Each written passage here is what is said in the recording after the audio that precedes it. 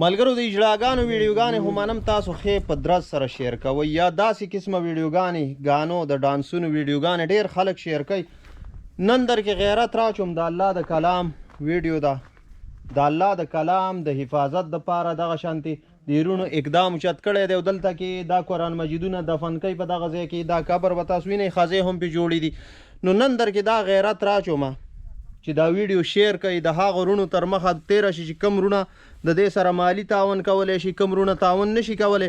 مهرباني وکړئ په خپله علاقه کې قرآن مجید دپاره یو داسې ځای جوړ کړئ چې هغه په صحیح حفاظت سره کفن دفن شي او دغه شانتې خاورو ته وسپارلی شي. بهتره دا ده خلک یې سیندونو ته غورځوي. سیندونو نه هم نن سبا نالۍ جوړې دي د سیند اوبه د څکلو نه دي نو ته ورته څنګه قرآن مجید غورځوې چې دا به پکې محفوظ وي. هغه بیا دغه شانتې په غاړو څنډو کې چې کوم دی سیټ ته شي ولته کې بیا خلک ګرځي خپې پکې دي.